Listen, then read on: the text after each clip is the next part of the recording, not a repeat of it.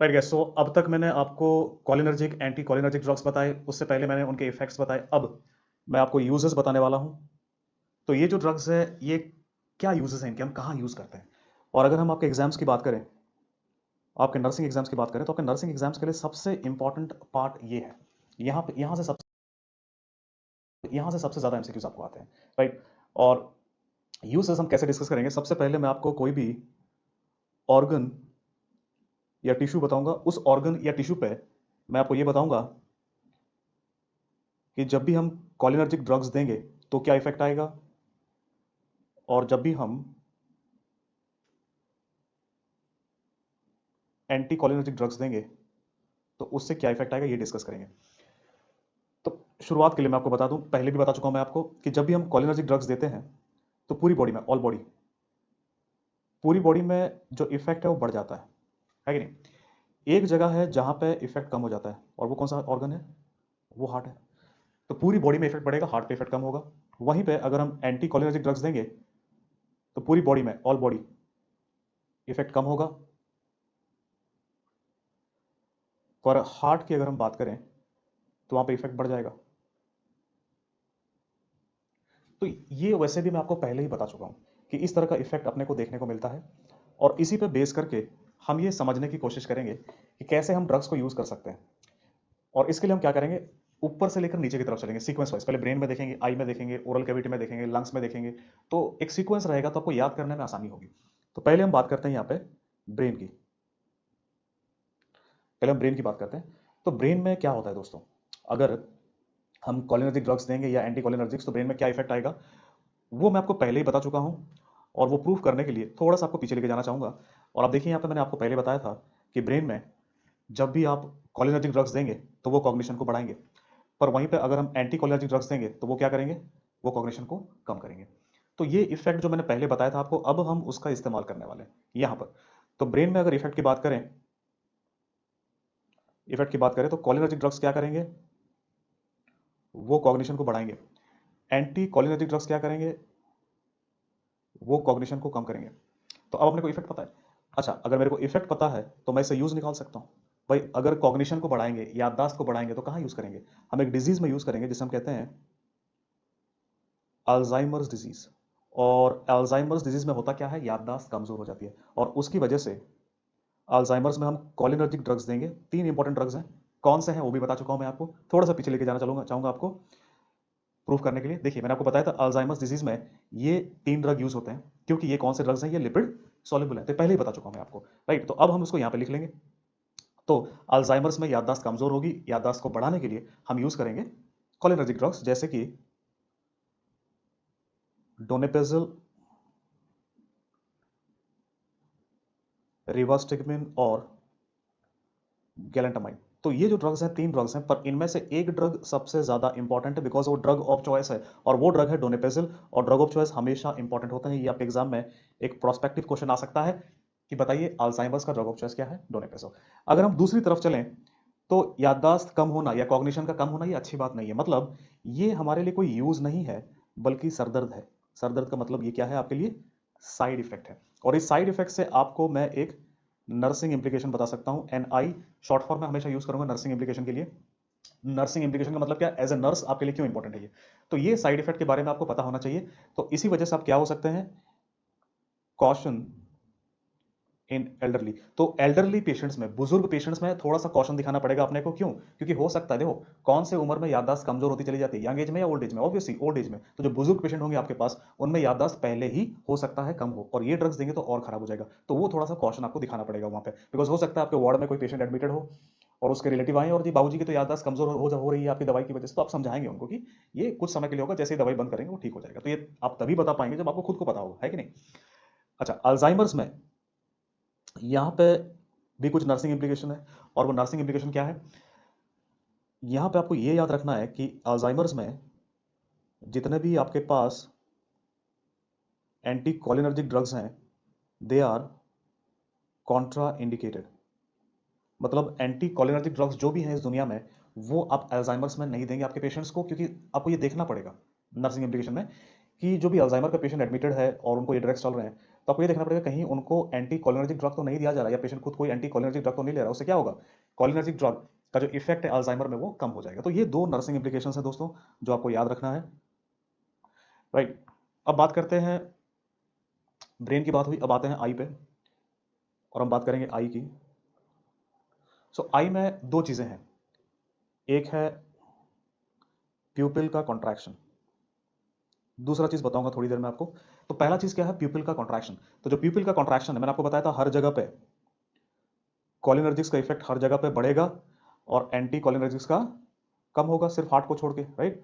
सो प्यूपिल का कॉन्ट्रैक्शन बढ़ेगा, और प्यूपिल का कॉन्ट्रैक्शन अगर बढ़ता है तो इसे हम क्या कहते हैं, इसे हम मायोसिस कहते हैं। मतलब मायोसिस में होगा क्या, सपोज ये आपका नॉर्मल प्यूपिल का साइज है, आपने ड्रग दिया, प्यूपिल और भी छोटा हो गया, प्यूपिल का कॉन्ट्रैक्शन कम होगा इस तरफ, तो उसे हम क्या कहेंगे, उसे हम कहते हैं मिड्रियासिस। सो मिड्रियासिस का मतलब क्या है, प्यूपिल का बड़ा होना। सपोज ये आपका नॉर्मल प्यूपिल है, आपने ड्रग दिया, प्यूपिल इतना बड़ा हो गया, राइट। तो ये मायोसिस और मिड्रियासिस कहते हैं, पहली बात आपको ये समझना है। तो यहां पे आपको समझना है कि जब भी हम ये ड्रग्स देंगे तो मायोसिस होगा, और मायोसिस अगर होगा, अगर मायोसिस होगा तो हम यूज कहां पे कर सकते हैं इन ड्रग्स को,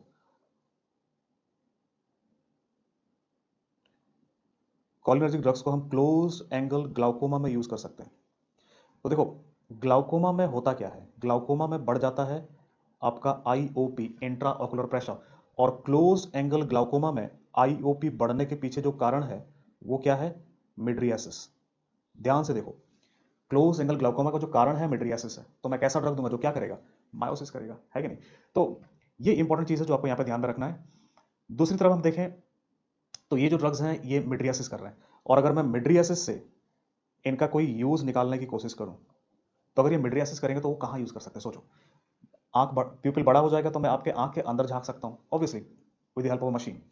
तो हम ये करते हैं for ocular, mydriatics are use for ocular fundus examination. तो आपके आंख के अंदर कई बार हमें झांकना पड़ता है। देखो, सपोज ये आपका आई बॉल है, और ये आपका फ्रंट वाला पार्ट है, ये आपका कॉर्निया है, कॉर्निया है, फ्रंट वाला पार्ट है जो दिखता है हमें, राइट, खुली आंखों से हमें दिखता है। पर ये जो पीछे वाला पार्ट है इसे हम फंडस कहते हैं। सो ऑकुलर फंडस में कई बार चेंजेस आते हैं अलग अलग बीमारियों की वजह से, हाइपरटेंशन हो, डायबिटीज हो, तो हमें क्या करना पड़ेगा, उसमें हमें आंख में झांक करके देखना पड़ेगा कि भाई यहाँ पे क्या चेंज है, और उसके लिए मुझे प्यूपिल को डायलेट करना पड़ेगा, और उसी वजह से मिड्रियाटिक ड्रग्स जो भी हैं मिड्रियासिस करते हैं वो हम यहाँ पे यूज करते हैं। तो ये एक एक यूज हुआ यहाँ पे। दूसरा देखो, यहाँ पे ये प्यूपिल के कॉन्ट्रैक्शन को बढ़ाते हैं और कम करते हैं ये दो ड्रग्स। दूसरा, आई में जो मसल ऑफ एकोमोडेशन है आपके, मसल ऑफ एकोमोडेशन है आपके, उन एकोमोडेशन मसल के कॉन्ट्रैक्शन के साथ ये क्या करेंगे, तो जो मसल ऑफ एकोमोडेशन है उनके कॉन्ट्रैक्शन को भी कोलिनर्जिक्स बढ़ाएंगे, और एंटी कोलिनर्जिक्स क्या करेंगे, कम करेंगे। तो यहां पे होगा क्या, देखो, मसल ऑफ एकोमोडेशन क्यों चाहिए, ताकि दूर का पास का आप देख सकें, उसके लिए ये मसल्स का कॉन्ट्रैक्ट करना जरूरी है, और आपका लेंस का साइज चेंज होना जरूरी है। तो अगर ये नहीं होगा तो आपको दूर का और पास का देखने में दिक्कत आएगी, और उससे होगा क्या, आपको एक साइड इफेक्ट मिलेगा। तो कोलिनर्जिक ड्रग्स जब भी आप देंगे तो इनके कॉन्ट्रैक्शन होने की वजह से क्या होगा, ब्लरिंग ऑफ विजन होगा, मतलब कुछ समय के लिए धुंधला धुंधला दिखेगा सब, राइट। तो ये ब्लरिंग ऑफ विजन जो है इसके साथ देखने को मिल सकता है। दूसरी तरफ अगर हम देखें तो अगर ये कम हो जाता है, अगर कम हो जाएगा मतलब आपका जो एकोमोडेशन है वो पैरालाइज हो जाएगा, तो इसमें होगा क्या, जो इफेक्ट आएगा उसे हम कहते हैं साइक्लोप्लीजिया। तो आपके जो मसल ऑफ एकोमोडेशन वो पैरालाइज्ड हो जाएंगे, तो आप एकोमोडेशन अपना यूज नहीं कर पाएंगे। दूसरे केस में क्या हो रहा था, मसल ऑफ एकोमोडेशन बहुत ज्यादा कॉन्ट्रैक्ट कर रहे थे जिसकी वजह से लेंस का साइज चेंज हो जाता है, उसकी वजह से ब्लरिंग ऑफ विजन होता है। तो यहाँ पे पैरालाइज हो जाएंगे आपके जो मसल्स ऑफ एकोमोडेशन है, और उससे जो इफेक्ट आएगा उसे हम कहेंगे साइक्लोप्लीजिया। तो ये जो साइक्लोप्लीजिया होगा इसकी वजह से अपने को एक और यूज मिलता है यहाँ पे। तो वो यूज क्या है, हम यूज कर सकते हैं इन ड्रग्स को फॉर रिफ्रैक्टिव एरर टेस्ट। तो रिफ्रैक्टिव एरर के टेस्ट में यूज कर सकते हैं। रिफ्रैक्टिव एरर का टेस्ट का मतलब क्या होता है, जब भी आप चश्मा बनवाने जाते हैं, पेशेंट जाता है चश्मा बनवाने के लिए, तो आप उसको एक चार्ट पढ़ने के लिए कहते हैं। तो वो चार्ट जब वो पढ़ेगा तो उसके मसल ऑफ एकोमोडेशन को पैरालाइज करना जरूरी है, वरना जो भी पावर की डेफिशिएंसी है उसको वो कंपनसेट करने के लिए एकोमोडेशन के मसल्स को यूज करेगा, तो आप सही पावर डेफिसिट को नहीं पता कर पाएंगे। तो पैरालाइज करना जरूरी है, तो उसे हम कहते हैं साइक्लोप्लेजिक इफेक्ट, राइट। तो अब देखो यहाँ पे ड्रग्स की बात करते हैं। यहाँ पे वो कौन सा ड्रग्स हैं, वो कौन से ड्रग्स हैं जो क्लोज एंगल ग्लाउकोमा में यूज होते हैं, ब्लरिंग ऑफ विजन करते हैं, और वो कौन से ड्रग्स हैं, दो ड्रग्स हैं यहाँ पे, पाइलोकार्पिन और फाइजोस्टिगमिन। तो ये जो दो ड्रग्स हैं, पाइलोकार्पिन और फाइजोस्टिगमिन, इनको हम कहते क्या हैं? इनको हम कहते हैं मायोटिक एजेंट्स कहते हैं। मायोटिक एजेंट्स कहते हैं। इनफैक्ट ये आपके एग्जाम में सवाल भी आ चुका है, ये क्वेश्चन पूछा गया था, मायोटिक एजेंट कौन सा इनमें से? आपका आंसर था पाइलोकार्पिन। तो देखो, ये जो ड्रग्स पी से स्टार्ट होते हैं, पी वाले ड्रग्स हैं, ये मायोटिक एजेंट्स हैं जो पीपल को छोटा करते हैं। दूसरी तरफ इधर जो ड्रग्स मैंने बताया आपको, जो इनका यूजेस होगा, तो जो ड्रग्स हैं यहाँ पे हमारे पास ड्रग्स हैं जैसे कि एट्रोपिन, ट्रोपिकामाइड और होमाट्रोपिन। तो ये जो ड्रग्स हैं, अगर आप ध्यान से देखें तो ये सारे ट्रॉप वाले ड्रग्स हैं, ट्रॉप वाले ड्रग्स हैं। और जो ट्रॉप वाले ड्रग्स हैं ये क्या है? मिड्रियाटिक्स हैं। ये मिड्रियाटिक्स हैं, और इन ड्रग्स को आप मिड्रियाटिक के तौर पे भी यूज कर सकते हैं, और इन ड्रग्स को आप साइक्लोप्लेजिक्स के तौर पे भी यूज कर सकते हैं। तो दोस्तों देखो, यहाँ पे पीपल को कॉन्ट्रैक्ट करने वाले ड्रग्स कौन से हैं? पाइलोकार्पिन है, फाइजोस्टिगमिन है। और पाइलोकार्पिन फाइजोस्टिगमिन को यूज कहां पे करेंगे? क्लोज एंगल ग्लाउकोमा में। जब इसको यूज करेंगे साइड इफेक्ट क्या होगा? धुंधलापन दिखेगा, ब्लरिंग ऑफ विजन। मिड्रियाटिक्स जो पीपल को बड़ा करेंगे, कहां यूज करेंगे? ओकुलर फंडस एग्जामिनेशन में, और कहां यूज करेंगे? रिफ्रैक्टिव एरर के टेस्ट में। राइट, ड्रग्स कौन से हैं मैंने आपको बता दिए। अब बात करेंगे सबसे इंपॉर्टेंट बात की, नर्सिंग इंप्लीकेशन क्या है। तो देखो, ये जो ड्रग्स जब भी आप किसी को देंगे तो नर्सिंग इंप्लीकेशन क्या होगा? तो आप जब भी ये ड्रग देंगे तब आप पेशेंट को वार्न करेंगे, you will warn the patient. तो पेशेंट को क्या वार्न करेंगे? आप इस साइड इफेक्ट के बारे में बताएंगे कि इस ड्रॉप को लेने के बाद हो सकता है आधे एक घंटे के लिए आपको थोड़ा सा धुंधला धुंधला दिखे, तो गाड़ी मत चलाना, या फिर आप घबराना मत। राइट, नहीं तो पेशेंट घबरा सकते हैं कि भाई मेरा विजन चला गया। दूसरी तरफ अगर हम बात करें रिफ्रैक्टिव एरर टेस्ट की, तो इसके लिए जब ड्रग दिया जाएगा रिफ्रैक्टिव एरर टेस्ट के लिए, तो यहां पर भी एक नर्सिंग इंप्लीकेशन है। और वो नर्सिंग इंप्लीकेशन क्या है? देखिए, रिफ्रैक्टिव एरर टेस्ट के लिए जब भी आप ड्रग देंगे तो आप पेशेंट को कहेंगे कि अगले दिन जब वो आएगा तो bring a black pair of goggles, मतलब एक काला चश्मा लेकर के आने के लिए कहेंगे उसको। तो अगले दिन जब टेस्ट कराने आएगा तो काला चश्मा क्यों चाहिए उसको? देखो, आपने उसको ड्रॉप डाला, एट्रोपिन, ट्रोपिकामाइड या होमाट्रोपिन का ड्रॉप डाला, और ये ड्रॉप डालने के बाद क्या होगा? पीपल बड़ा हो जाएगा, एकोमोडेशन पैरालाइज हो गया, आपने टेस्ट कर लिया, पर क्योंकि पीपल बड़ा हो गया है, जैसे ही हॉस्पिटल से बाहर निकलेगा तो उसके बड़े हुए पीपल में बहुत सारा लाइट उसकी आंखों के अंदर जाएगा और उसकी आंखें चौंधिया जाएंगी, और वो घर नहीं जा पाएगा। तो घर जा पाए इस वजह से आप कहेंगे। तो ये नर्सिंग इंप्लीकेशन इंपॉर्टेंट है, इन पे सवाल आ सकता है आपको। राइट, यहाँ पे ये नर्सिंग इंप्लीकेशन है। तो ये बात हुआ पीपल का। तो हमने बात किया अभी तक दोस्तों, हमने बात किया ब्रेन का, हमने बात किया आई का। अब बात करते हैं ओरल या रेस्पिरेटरी सिक्रीशंस की। सो oral and respiratory secretions. So let's talk about the oral and respiratory secretions. तो देखो, ये जो सिक्रीशंस हैं कोलिनर्जिक ड्रग्स में ये भी बढ़ जाएंगे, एंटी कोलिनर्जिक ड्रग्स में ये कम हो जाएंगे, जाहिर सी बात है। सो जब भी आप ये ड्रग्स देंगे सिक्रीशंस बढ़ेगा, वहां पे कम होगा एंटीकोलिनर्जिक्स में। अच्छा, सिक्रीशन का बढ़ना, क्या मैं इसको कहीं यूज कर सकता हूं? जी हाँ, कहां पर? जहां पर सिक्रीशन कम है, मुंह में सूखापन है, ड्राई माउथ है, ऐसा एक डिसऑर्डर है। और ध्यान से देखिएगा, उस डिसऑर्डर को हम क्या कहते हैं? जीरोस्टोमिया। सो जीरोस्टोमिया में होता क्या है? जो सैलाइवरी सिक्रीशन है, थूक जो बनता है मुंह में, वो कम हो जाता है। राइट, तो उसके लिए आप क्या यूज कर सकते हैं? आप ड्रग यूज कर सकते हैं यहाँ पे, पाइलोकार्पिन और सेविमेलिन। सो सेविमेलिन और पाइलोकार्पिन, ये जो ड्रग्स हैं कहाँ यूज होते हैं? जीरोस्टोमिया में, क्योंकि ये कोलिनर्जिक ड्रग्स हैं, ओरल सिक्रीशंस को बढ़ाएंगे। दूसरा, अगर सिक्रीशंस को कम कर सकते हैं तो क्या हम यूज कर सकते हैं? बिल्कुल कर सकते हैं। कहाँ? देखिए, हम कहाँ यूज करेंगे? एंटी कोलिनर्जिक्स को हम देंगे बिफोर सर्जरी या इलेक्ट्रोकन्वल्सिव थेरेपी। ईसीटी का मतलब इलेक्ट्रोकन्वल्सिव थेरेपी, जो शॉक दिया जाता है साइकोसिस के पेशेंट्स को। तो थोड़ा सा समझने की जरूरत है कि सर्जरी या ईसीटी से पहले क्यों मैं एंटीकोलिनर्जिक ड्रग्स दूंगा, ताकि मैं किसको प्रिवेंट कर सकूं? To prevent aspiration. तो एस्पिरेशन को प्रिवेंट करने के लिए क्यों मैं ये ड्रग्स दे रहा हूं? देखो, जब भी आपके लंग्स में कुछ जाता है, सपोज आपने पानी पी लिया, पी रहे थे आप, और वो पानी लंग्स में चला गया, तो क्या करते हो? खांसते हो, उसको बाहर निकालते हो। वैसे अगर आपका सिक्रीशंस बहुत ज्यादा चला जाएगा, सोचो अगर आपका थूक गलती से लंग्स में चला जाता हो, क्या करते हो? खांसते हो। ये पेशेंट नहीं खांस पाएगा। क्यों? क्योंकि जो एनेस्थीसिया में ड्रग्स आपने दिया है, उन ड्रग्स ने क्या किया है? उसके कफ रिफ्लेक्स को ब्लॉक कर दिया है। तो अब क्या करें इसमें? इसमें हम क्या करेंगे? सिक्रीशंस को ही कम कर देंगे, ताकि लंग्स में जाए ना और निमोनिया ना हो। सो इसी वजह से टू प्रिवेंट एस्पिरेशन हम क्या करेंगे? यहाँ पे एंटी कोलिनर्जिक ड्रग्स देंगे। और वो कौन से ड्रग्स हैं जो हम देते हैं यहाँ पे उनको, पेशेंट्स को? We give drugs like atropine and glycopyrrolate. So atropine और ग्लाइकोपायरोलेट के जैसे ड्रग्स हैं जो हम पेशेंट्स को देते हैं। और एट्रोपिन या ग्लाइकोपायरोलेट की बात यहाँ पे करें तो ये आपके एग्जाम में एक सवाल आ चुका है। सवाल ये पूछा गया था कि इलेक्ट्रोकन्वल्सिव थेरेपी से पहले पेशेंट को एट्रोपिन दिया गया, क्यों दिया गया था? आपका आंसर क्या था? To prevent aspiration. तो ये आपके एम्स एग्जाम में सवाल पूछा जा चुका है। तो देखिए, अभी तक जो मैंने बताया आपको, ये ड्रग्स का यूज है। अब मैं आपको कुछ बताने वाला हूं, आपका नर्सिंग इंप्लीकेशन क्या होगा। देखो, ओरल और रेस्पिरेटरी सिक्रीशन, इनकी बात अगर हम करें तो इससे एक नर्सिंग इंप्लीकेशन आपको क्या समझना है कि अगर हम कॉलिनर्जिक ड्रग्स देंगे, कॉलिनर्जिक्स जब भी हम देंगे, तो क्या होगा? ये जो ओरल और रेस्पिरेटरी सिक्रीशन है, क्या हो जाएगा? बढ़ जाएगा। तो आपके रेस्पिरेटरी ओरल सिक्रीशंस बढ़ते रहेंगे।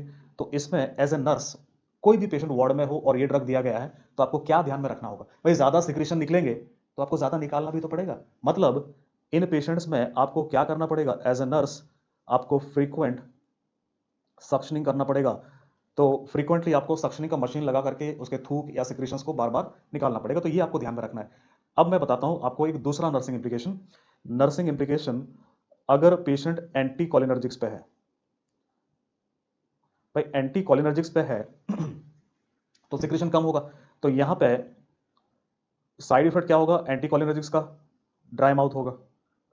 ड्राई माउथ होगा। तो ये एज ए नर्स आपको पता होना चाहिए, क्योंकि आपके वार्ड में कई बार पेशेंट ऐसे होंगे जिनको एंटी कोलिनर्जिक ड्रग चल रहा होगा और वो बार बार आपके स्टेशन पे आएंगे, बोलेंगे सिस्टर मेरा मुंह सूख रहा है, सिस्टर मेरा मुंह सूख रहा है। तो आप उनको क्या बताएंगे कि ड्रग का साइड इफेक्ट है।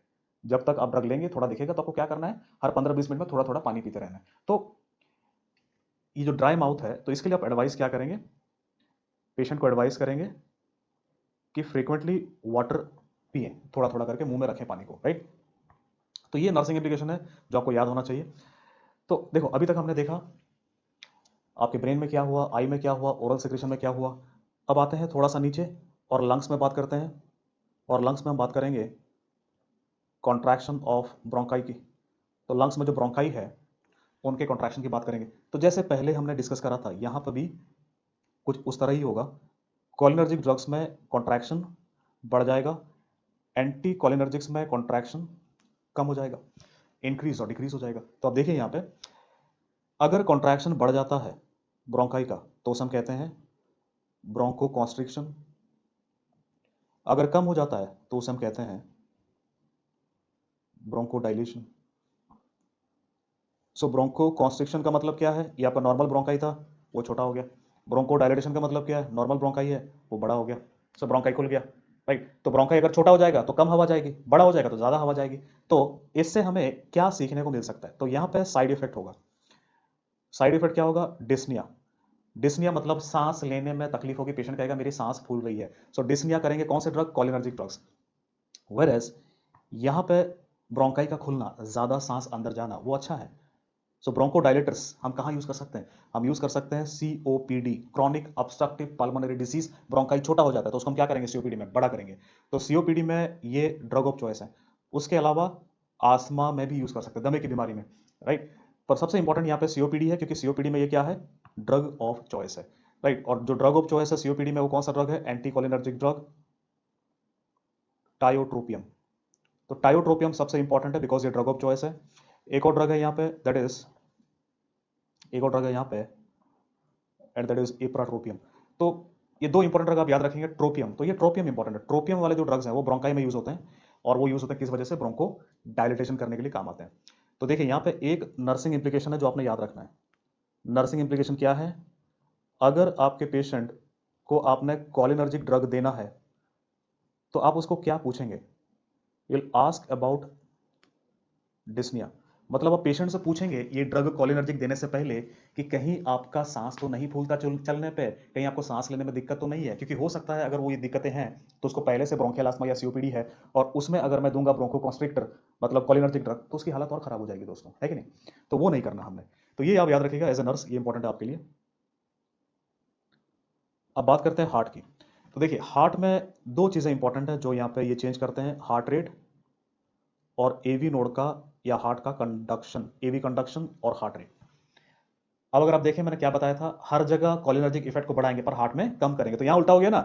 तो हार्ट में इनका जो इफेक्ट है वो कम हो गया, और एंटी कोलिनर्जिक्स का जो इफेक्ट है वो बढ़ गया। सो वहां डिक्रीज हो जाएगा, वहां इंक्रीज हो जाएगा। मतलब यहां पे क्या इफेक्ट आएगा? इफेक्ट की अगर हम बात करें तो यहां पे आपका हार्ट रेट कम हो जाएगा, और हार्ट में एवी नोड का कंडक्शन कम हो जाएगा। इस तरफ अगर हम देखें तो हार्ट रेट बढ़ जाएगा, एवी नोड का कंडक्शन बढ़ जाएगा। हार्ट रेट बढ़ गया, हार्ट रेट का कंडक्शन बढ़ गया। अगर इतना बेसिक्स मुझे पता है तो मैं ये पता लगा सकता हूँ कि भाई इनको मैं यूज़ कहाँ करूँगा। तो जो कॉलिनर्जिक ड्रग्स हैं आप कहाँ यूज़ कर सकते हैं? अगर वो हार्ट रेट को कम कर रहे हैं तो हम कहाँ यूज़ करेंगे? हम उनको एक ऐसे बीमारी में यूज़ करेंगे जहाँ पे हार्ट रेट बढ़ा हुआ होगा, तो उसे हम क्या कहते हैं? टेकिकार्डिया। टेकिकार्डिया में हार्ट रेट बढ़ा रहता है। और अगर मैं आपको स्पेसिफिकली बताऊं तो एक स्पेसिफिक टाइप ऑफ टेकिकार्डिया जिसे हम कहते हैं पीएसवीटी, पैरोक्सिस्मल सुप्रा वेंट्रिकुलर टेकिकार्डिया, और इसमें जो ड्रग हम यूज़ करते हैं उसका नाम है एड्रोफोनियम। तो एड्रोफोनियम को हम यूज़ करते हैं यहाँ पे, जो कि एक कॉलिनर्जिक ड्रग है। दूसरी तरफ अगर हम देखें, यहाँ पर ये क्या कर रहे हैं? हार्ट रेट को बढ़ा रहे हैं। ये जो ड्रग्स हैं ये हार्ट रेट को बढ़ा रहे हैं, तो और एवी कंडक्शन को बढ़ा रहे हैं। तो इनका जो सबसे इंपॉर्टेंट यूज़ होगा वो क्या होगा? इनका जो सबसे इंपॉर्टेंट यूज़ होगा वो अगर ये हार्ट रेट को बढ़ा रहे हैं तो हम इन्हें यूज़ कहाँ पर करेंगे? जहाँ पे हार्ट रेट पहले से कम हो, उसे हम क्या कहते हैं? ब्रेडिकार्डिया। सो ब्रेडिकार्डिया में जो ड्रग ऑफ चॉइस है वो एक एंटी कॉलिनर्जिक ड्रग है और उसका नाम है एट्रोपिन। सो ब्रेडिकार्डिया का ड्रग ऑफ चॉइस एट्रोपिन है। ये बहुत इंपॉर्टेंट पॉइंट है एमसीक्यू, जो आपके एग्जाम में आ सकता है। ये एक प्रोस्पेक्टिव क्वेश्चन का पॉइंट है, आने वाले समय में आपको एग्जाम में आ सकता है। ब्रेडिकार्डिया का ड्रग ऑफ चॉइस क्या है? एट्रोपिन है। सो दोस्तों ये इनका इफेक्ट है, मतलब आप देख सकते हैं इन ड्रग्स को देने से हार्ट रेट कम हो सकता है, बढ़ सकता है, और ये चीज़ें हो सकती हैं। तो यहाँ पे हार्ट के लिए नर्सिंग इम्प्लीकेशन क्या है? चाहे पेशेंट आपका कॉलिनर्जिक पे हो या एंटी कॉलिनर्जिक पे हो, you have to monitor. So as a nurse you have to monitor the heart rate, pulse and blood pressure. तो ये जो कार्डियोलॉजिकल पैरामीटर्स है आपको मॉनिटर करना है कि पेशेंट को कहीं ज्यादा टेकिकार्डिया या ब्रेडिकार्डिया तो नहीं हो रहा। तो ये इंपॉर्टेंट चीज है जो आपको ध्यान में रखना है यहाँ पे, राइट? तो ये आपका नर्सिंग इम्प्लीकेशन है। अच्छा, हार्ट की बात कर लिया अब हमने। हार्ट के बाद अब आता है, थोड़ा सा नीचे आता है, पेट पे आता है, स्टमक। स्टमक की बात करते हैं, जीआईटी की बात करते हैं। तो जीआईटी में दो चीजें हैं, एक HCl का सिक्रीशन है, हाइड्रोक्लोरिक एसिड का सिक्रीशन है। तो अगर इसकी हम बात करें तो HCl का जो सिक्रीशन है उसको क्या करेंगे? कॉलिनर्जिक ड्रग बढ़ाएंगे, और जो एंटी कोलिनर्जिक ड्रग्स है वो क्या करेंगे? वो कम करेंगे, डिक्रीज हो जाएगा। तो खैर बढ़ने से यहाँ पे कोई खास फर्क हमें नहीं पड़ता इतना ज़्यादा, पर डिक्रीज होने से हमें एक फ़ायदा मिलेगा। अगर कम होगा तो हम यूज़ कहाँ कर पाएंगे? Will be able to use anti cholinergic drugs in peptic ulcer disease. तो एक बीमारी जिसे हम कहते हैं पेप्टिक अल्सर डिजीज, इसमें होता क्या है? आपके पेट में छाले पड़ जाते हैं, पेट में अल्सर हो जाता है। तो और वो जो अल्सर होता है उसके पीछे जो मेन कारण होता है वो हाइड्रोक्लोरिक एसिड है। तो उसको हमें कम करना है और उसके लिए हम यहाँ यूज करेंगे। कौन से ड्रग्स हैं जो आप यूज कर सकते हैं यहाँ पे? दो इंपॉर्टेंट ड्रग्स हैं, पायरेंजापाइन और टेलेंजापाइन। तो ये जो दो ड्रग्स हैं ये पेप्टिक अल्सर डिजीज में यूज हो सकते हैं। हालांकि इतना कॉमनली यूज नहीं होते, बिकॉज आजकल आपको पता है कौन से ड्रग आप यूज करते हैं? पेट में एसिड होता है तो आप खाते हैं ना, पेंटोप्रेजोल हो गया, रेबोप्रेजोल या रैंटैक हो गया, तो वो ज्यादा कॉमनली यूज होते हैं। जीआईटी में जो दूसरा एस्पेक्ट है वो जीआईटी के कॉन्ट्रैक्शन का है। तो ये ड्रग्स जीआईटी के कॉन्ट्रैक्शन को भी वैसे ही ऑल्टर करेंगे। सो कॉन्ट्रैक्शन, कॉलिनर्जिक ड्रग्स क्या करेंगे? जीआईटी के कॉन्ट्रैक्शन को बढ़ा देंगे। एंटी कॉलिनर्जिक्स क्या करेंगे? जीआईटी के कॉन्ट्रैक्शन को कम कर देंगे। तो अगर जीआईटी का कॉन्ट्रैक्शन बढ़ेगा, अगर जीआईटी का कॉन्ट्रैक्शन बढ़ेगा तो जरा सोचो, थोड़ा दिमाग लगाओ कि जीआईटी का कॉन्ट्रैक्शन अगर बढ़ेगा तो मैं यूज कहां पे करूंगा?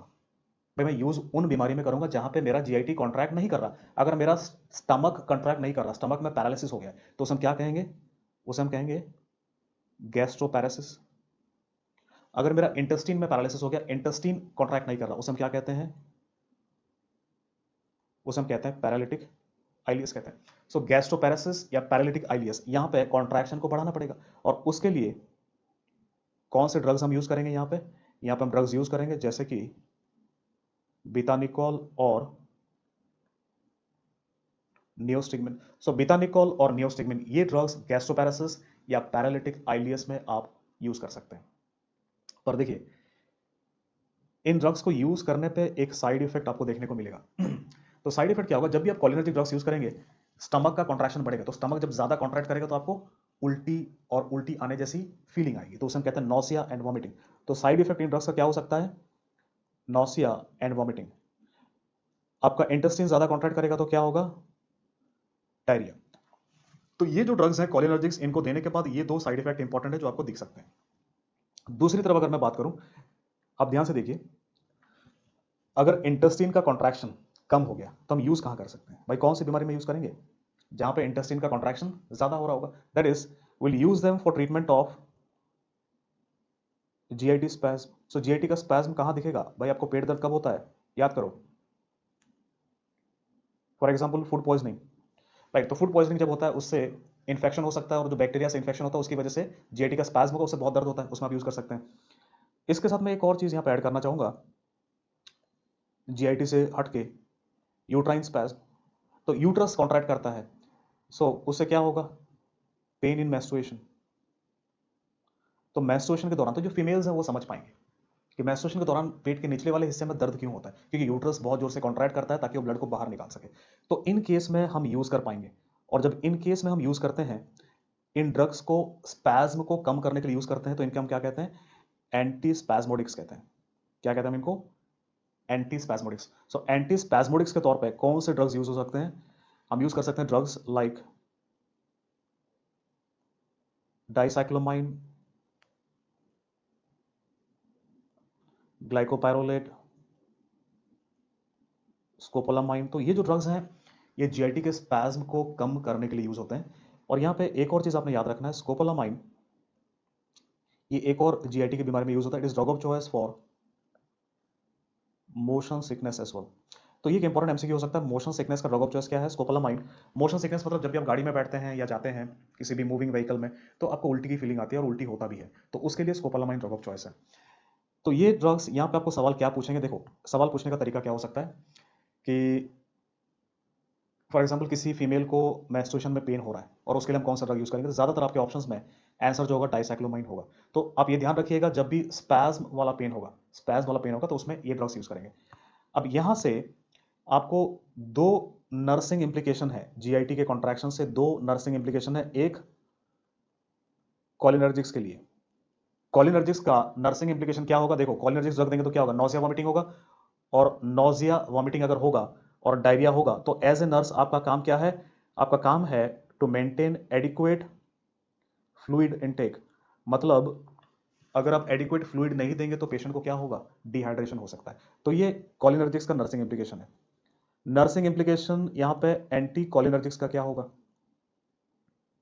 भाई एज ए नर्स जब भी पेशेंट एंटी कॉलिनर्जिक पे होगा तो पेट की तरफ से आपको क्या ध्यान में रखना होगा? यही कि एंटी कॉलिनर्जिक्स अगर हम देंगे तो साइड इफेक्ट क्या होगा? कॉन्स्टिपेशन होगा। अच्छा, अब ये सोच के मुझे बताइए कि कॉन्स्टिपेशन ज्यादा कॉमन किस में है, यंग पेशेंट्स में या ओल्ड पेशेंट्स में? ऑब्वियसली ओल्ड पेशेंट्स में। मतलब अगर आपका पेशेंट एल्डरली है, ओल्ड है, तो उसके साथ आपको हो सकता है कि लैक्सेटिव देना पड़े। मतलब आपके नर्सिंग स्टेशन में अगर कोई पेशेंट आता है और बोलेगा सिस्टर मेरे को 2 दिन हो गया टॉयलेट में नहीं जा पाया हूं, मुझे कब्ज की दिक्कत है, जब से दवाई खा रहा हूं मेरे को लेटरिन नहीं हो रहा, तो आप समझ जाएंगे कि हो सकता है पेशेंट किस पे है? एंटी कॉलिनर्जिक पे है। और आप समझेंगे कि ये तो मुझे सर ने पढ़ाया था फार्मा में, और इसकी वजह से मैं अब क्या दूंगी उसको? Laxative, right? तो ये है नर्सिंग इंप्लीकेशन का मतलब, ताकि आप समझ सके पेशेंट को कब क्या हो रहा है, क्यों हो रहा है, और आपको उस वजह से क्या करना पड़ेगा। बात समझ में आई? तो ये हुआ हमारा जीआईटी के बाद। जीआईटी के बाद अब आते हैं ब्लैडर के ऊपर। अब बात करते हैं ब्लैडर की। तो देखिए, ब्लैडर में हम बात करेंगे ब्लैडर के कॉन्ट्रैक्शन की। तो ब्लैडर का जो कॉन्ट्रैक्शन है वो बढ़ेगा कि कम होगा? तो जब भी हम कॉलिनर्जिक ड्रग्स देंगे तो ब्लैडर का कॉन्ट्रैक्शन क्या हो जाएगा? बढ़ जाएगा। जब भी हम एंटी कॉलिनर्जिक्स देंगे तो ब्लैडर का कॉन्ट्रैक्शन क्या हो जाएगा? कम हो जाएगा। सो इंक्रीज होगा या डिक्रीज होगा? अब थोड़ा सा ध्यान देने वाला टाइम है। ब्लैडर का कॉन्ट्रैक्शन अगर बढ़ रहा है तो मैं यूज कहां करूंगा? अब तक तो आप मास्टर हो ही गए होगे। अगर ब्लैडर का कॉन्ट्रैक्शन बढ़ रहा है तो मैं यूज कहां करूंगा? जहां ब्लैडर कॉन्ट्रैक्ट नहीं कर रहा, ब्लैडर का टोन चला गया है, तो उसे हम क्या कहते हैं? उसे हम कहते हैं ब्लैडर एटोनी। ब्लैडर एटोनी मतलब जहां ब्लैडर का टोन चला गया है, ब्लैडर का टोन कमजोर हो गया है, राइट? तो ब्लैडर एटोनी में कौन से ड्रग हम यूज करेंगे? बिटानिकॉल और नियोस्टिग्मिन। सो बिटानिकॉल और नियोस्टिग्मिन ये जो ड्रग्स है ब्लैडर एटोनी में आप यूज करेंगे। और अगर ब्लैडर का कॉन्ट्रैक्शन कम हो रहा है, इधर देखिए इफेक्ट क्या है? ब्लैडर का कॉन्ट्रैक्शन कम हो रहा है, तो यूज क्या होगा? सोचिए जरा, यूज क्या होगा? जहां पर ब्लैडर का कॉन्ट्रैक्शन ज्यादा है, ब्लैडर बहुत ज्यादा एक्टिव है, और उस कंडीशन को हम क्या कहते हैं? उसे हम कहते हैं ओवर एक्टिव ब्लैडर कहते हैं। उसे हम कहते हैं ओवर एक्टिव ब्लैडर। और ब्लैडर का कॉन्ट्रैक्शन बहुत ज्यादा है तो उसमें उसको कम करने के लिए हम ड्रग्स यूज करते हैं, जैसे कि टोल्टेरोडीन, ऑक्सीब्यूटिनिन, डारिफेनासिन। तो ये जो ड्रग्स हैं ये क्या करेंगे? उसको कम करेंगे। अब देखो यहाँ पे कुछ नर्सिंग इम्प्लीकेशन है, तो मैं हमेशा नर्सिंग इम्प्लीकेशन की बात करता हूँ। तो यहाँ पे नर्सिंग इम्प्लीकेशन क्या है भाई, ये जो ड्रग्स हैं, यूरिन ब्लैडर कॉन्ट्रैक्ट करेगा तो यूरिन ज़्यादा बाहर जाएगा या कम आएगा। तो इसमें आपको क्या करना है, कोलिनर्जिक्स हो चाहे एंटी कोलिनर्जिक्स हो, तो यहाँ पे you have to note fluid intake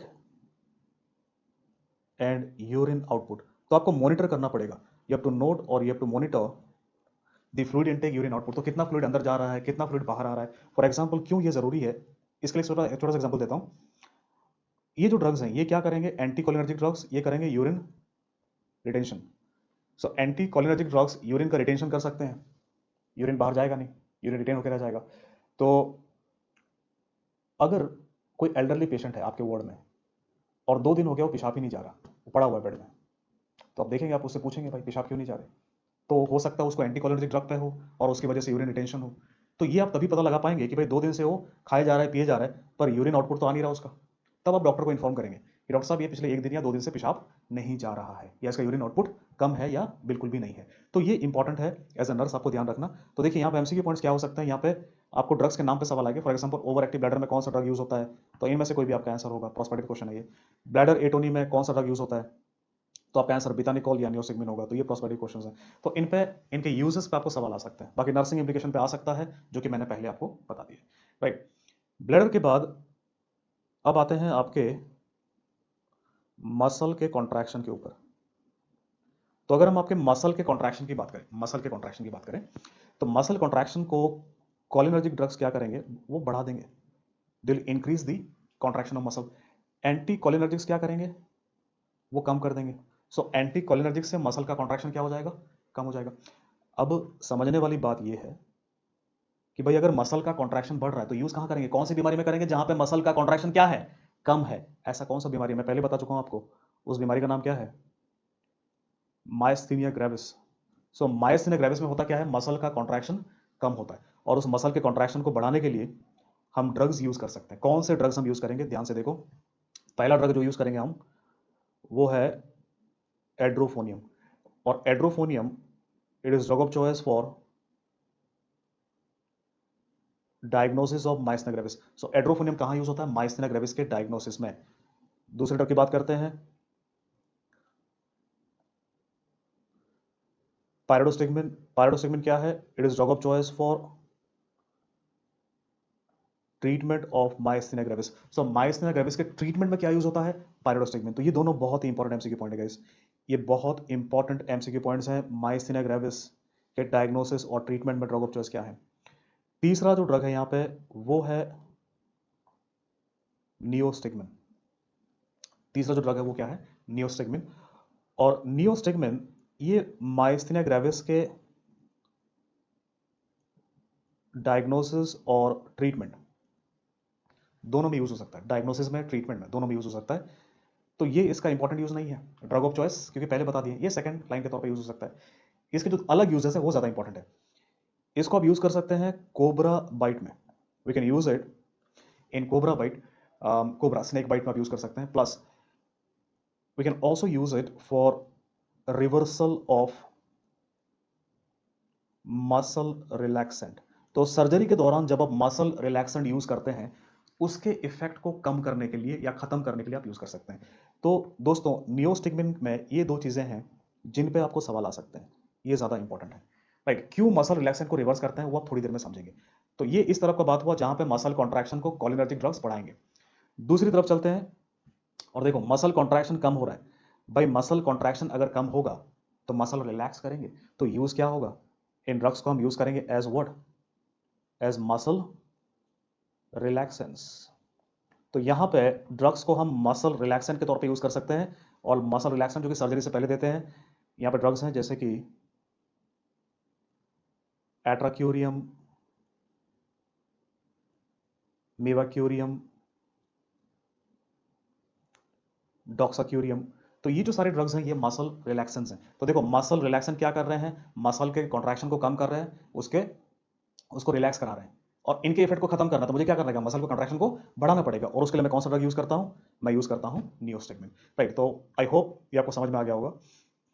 अब देखो यहाँ पे नर्सिंग इंप्लीकेशन क्या होगा, देखो नर्सिंग इम्प्लीकेशन क्या होता है, माइस्थेनिया ग्रेविस में जो सबसे इंपॉर्टेंट सिम्टम क्या होता है भाई, मसल आपके कॉन्ट्रैक्ट नहीं कर पाएंगे तो आपको क्या होगा, कमजोरी का महसूस होगा, दैट इज फैटीग, आपको हमेशा थका थका महसूस होगा। तो as a nurse myasthenia gravis वाले पेशेंट को आप क्या कहेंगे, आप ये कहेंगे कि भाई साहब टेक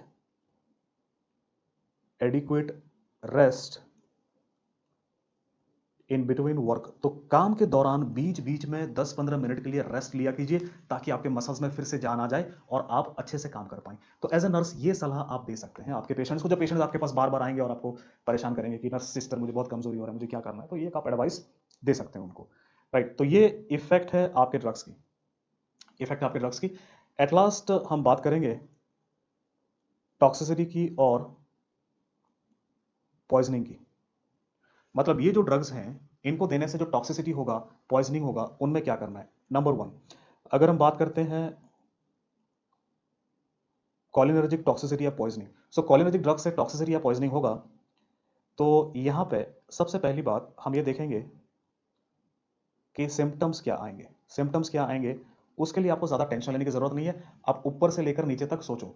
ऑर्गन्स में क्या होगा, आंख की बात करते हैं, कॉलिनर्जिक देंगे तो क्या होगा, प्यूपिल में क्या होता है, कॉन्ट्रैक्शन प्यूपिल का बढ़ेगा, मायोसिस होगा। ब्रोंकाई में, अब नीचे आओ, ओरल सिक्रेशन की बात करते हैं। ओरल सिक्रेशन बढ़ेगा मतलब सलाइवेशन बढ़ जाएगा,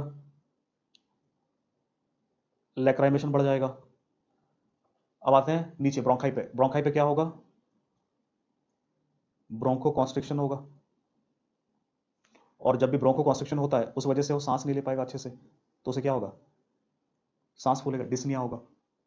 और नीचे आते हैं आपके हार्ट की बात करते हैं, हार्ट में क्या होगा, कोलिनर्जिक, सब कुछ उल्टा जाएगा, मतलब हार्ट रेट कम होगा और एवी कंडक्शन कम होगा। सो हार्ट का कंडक्शन कम होगा, कंडक्शन ब्लॉक हो सकता है, ब्रेडिकार्डिया हो सकता है, हार्ट रेट का कम होना। और क्या होगा, अब आते हैं आपके पेट पे, पेट पे क्या हो सकता है भाई, पेट का कॉन्ट्रैक्शन बढ़ेगा तो उससे क्या होगा, पेट का कॉन्ट्रैक्शन अगर बढ़ेगा तो उससे क्या होगा, नॉजिया वॉमिटिंग होगा, और क्या होगा, डायरिया होगा। तो देख सकते हो ये जो सारे सिम्टम्स हैं ये रहेंगे आपके पेशेंट्स के साथ, तो ये आपको इंपॉर्टेंट एमसीक्यू है। तो यहाँ पे प्रोस्पेक्टिव सवाल आपको आ सकते हैं कि पेशेंट को फलाना फलाना सिम्टम है, फॉर एग्जांपल पेशेंट आया आपके पास, उसको मायोसिस है, उसको बहुत सलाइवेशन है, डिस्निया है, ब्रेडिकार्डिया है, और साथ में डायरिया है, कौन सा ड्रग है, कैंसर होगा, कॉलिनर्जिक। समझ में आया सवाल कैसे पूछा जाता है। अब देखो यहाँ पे कौन से वो कॉलिनर्जिक ड्रग्स हैं जिनके टॉक्सिसिटी या पॉइजनिंग पर ज्यादातर सवाल आता है आपको, वो हैं आपके ड्रग्स जैसे कि ऑर्गेनोफॉस्फेट और कार्बामेट्स। तो ज्यादातर इन पे सवाल आता है इसलिए क्योंकि इनको इंसेक्टिसाइड या पेस्टिसाइड के तौर पे यूज किया जाता है।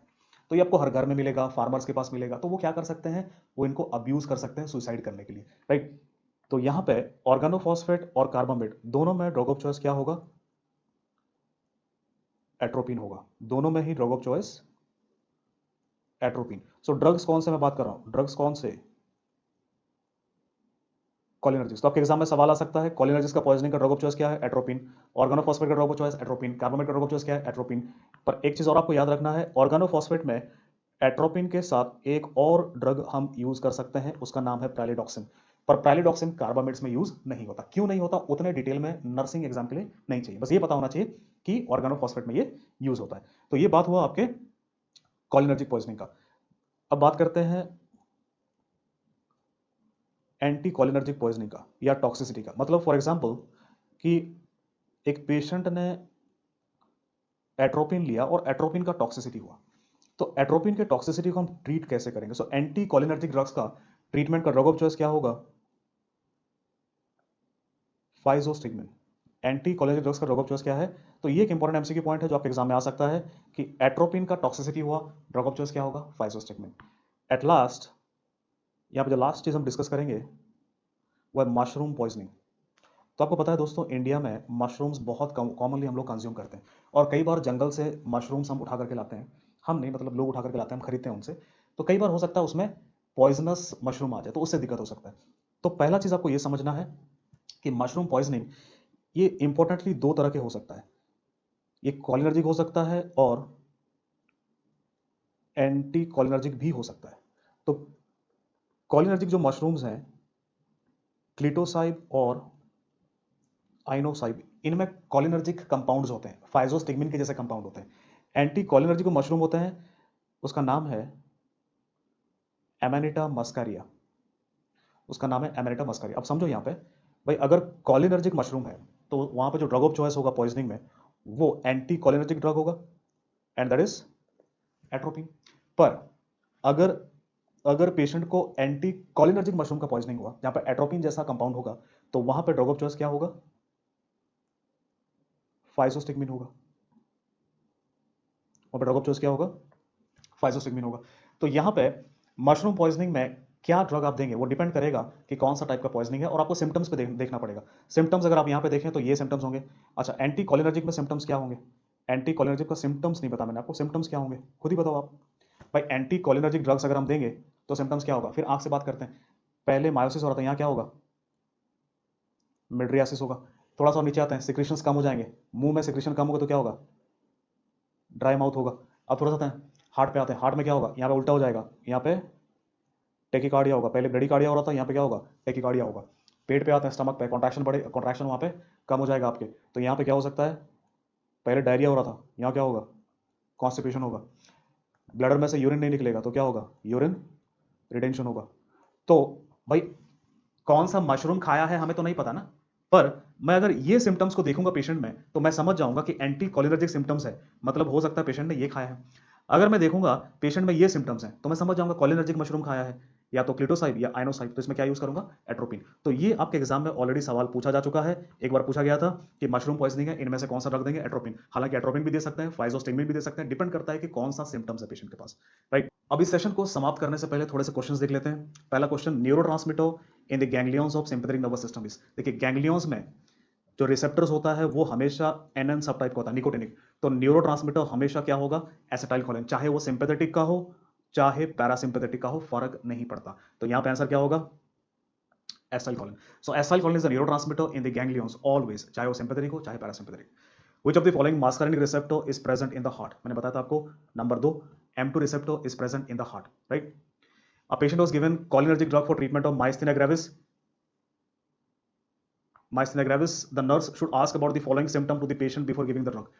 तो माइस्थेनिया ग्रेविस में आपने कॉलिनर्जिक ड्रग दिया, तो उससे पहले आप किस सिम्टम के बारे में पूछेंगे? तो यहाँ पे आपका आंसर क्या होगा? देखो कॉलिनर्जिक ड्रग देंगे तो क्या होगा? ब्रोंको कॉन्स्ट्रिक्शन होगा, और ब्रोंको कॉन्स्ट्रिक्शन से होने क्या हो सकता है? डिस्निया हो सकता है। तो आप पहले से, जो मैंने बताया था आपको, नर्सिंग इंप्लीकेशन पे सवाल है ये जो बनाया मैंने आपके लिए, कि आप पेशेंट को पहले पूछेंगे कि क्या आपको सांस लेने में कोई दिक्कत तो नहीं है, राइट। तो ये वो सवाल है। कॉन्स्टिपेशन, यूरिन रिटेंशन, पैल्पिटेशन, ये सब नहीं होगा। ये जो सिम्टम्स है ये किसके साथ होगा? ये एंटी कॉलिनर्जिक के साथ। तो अगर आप ये पूछना चाहेंगे तो ये कब पूछेंगे? जब पेशेंट कौन से ड्रग पे होगा? एंटी कॉलिनर्जिक ड्रग पे। Bethanechol is use for its action on. बीटानिकोल मैंने बताया दो जगह पे यूज होता है, ब्लैडर और जीआईटी पे, ब्लैडर और जीआईटी पे। तो यहां पे आंसर क्या होगा? Bladder. A patient of organophosphate poisoning is brought to the emergency. Which of the following symptoms points towards same? कौन सा पॉइजनिंग है? ऑर्गेनोफॉस्फेट। मतलब क्या है ये? कॉलिनर्जिक। कॉलिनर्जिक पॉइजनिंग क्या होगा? सलाइवेशन होगा, हाँ होगा। मायोसिस होगा, होगा। ब्रेडिकार्डिया होगा, होगा। आंसर क्या है? ए। बी क्यों नहीं है? ड्राई माउथ नहीं होगा, सलाइवेशन बढ़ता है। सी क्यों नहीं है? क्योंकि यहाँ पे डायरिया होता है लेकिन मिड्रियासिस नहीं होता, मायोसिस होता है। डी क्यों नहीं है? यहाँ पे डायरिया होगा, मायोसिस होगा, लेकिन टेकिकार्डिया नहीं होता। क्या होता है? ब्रेडिकार्डिया होता है। तो तीनों ऑप्शन करेक्ट बैठते हैं ऑप्शन ए पे। तो इस तरह के सवाल आपको एग्जाम्स में पूछे जाएंगे। Which of the following drug used as midriatic and cycloplegic? So midriatic, cycloplegic, आपको याद है midriatic? मैंने क्या कहा था? किससे को क्या वर्ड ढूंढना है आपने? ट्रॉप ढूंढना है, ट्रॉप। तो कहाँ ट्रॉप है? यहाँ पे ट्रॉपिकामाइड। तो जो ट्रॉप वाले ड्रग्स हैं ये midriatic है, मैंने बताया था आपको। ट्रॉपिकामाइड क्या है? midriatic and cycloplegic. A patient with anticholinergic poisoning presents with all except. So anticholinergic drug का पॉइजनिंग है, क्या दिखेगा क्या नहीं दिखेगा? देखो ब्रेडिकार्डिया दिखेगा नहीं दिखेगा, बिकॉज एंटीकोलिनर्जिक में क्या दिखता है? टेकिकार्डिया दिखता है। मिड्रियासिस दिखेगा कि नहीं दिखेगा? दिखेगा। यूरिन रिटेंशन दिखेगा? दिखेगा। ड्राई माउथ दिखेगा? दिखेगा। तो सवाल ये पूछा जा रहा है, अब ये देखना क्या पूछ रहा है सवाल, ऑल एक्सेप्ट, मतलब क्या नहीं दिखेगा? तो ये सब दिखेंगे, तो ये आंसर नहीं है। आंसर क्या होगा यहाँ पे? ब्रेडिकार्डिया। सो ब्रेडिकार्डिया नहीं दिखेगा, बाकी सारे पेशेंट्स को दिखेंगे यहाँ पे। A patient was given atropine as eye drop for treatment of pain associated with iridocyclitis. The nurse should warn the patient about what? तो भाई आपने एट्रोपिन दिया आई ड्रॉप के तौर पे, और नर्स उनको क्या बताएंगे इस ड्रग के बारे में? आप सोचिए जरा। सो यहाँ पे एट्रोपिन से ब्रेडिकार्डिया होगा क्या? एट्रोपिन से टेकिकार्डिया करता है। आई इन्फेक्शन, भाई ये ड्रग आई इन्फेक्शन क्यों करेगा? Intra ocular pressure, atropine intra ocular pressure को कम नहीं करता, वो पीपल को बड़ा करता है, मिड्रियासिस करता है, तो उससे बढ़ा सकता है। मतलब आंसर क्या हुआ? फोटोफोबिया। याद करो, ये बता चुका हूं मैं आपको। क्या कहा था मैंने? पेशेंट को एज अ नर्स आपने क्या कहना है कि आप जब कल आएंगे तो ब्लैक पेयर ऑफ गॉगल्स लेके आएंगे। तो जो लाइट उसके आंखों में जा रहा था, आंखें चौंधिया जा रही थी, वो क्या है? फोटोफोबिया है, राइट गैस।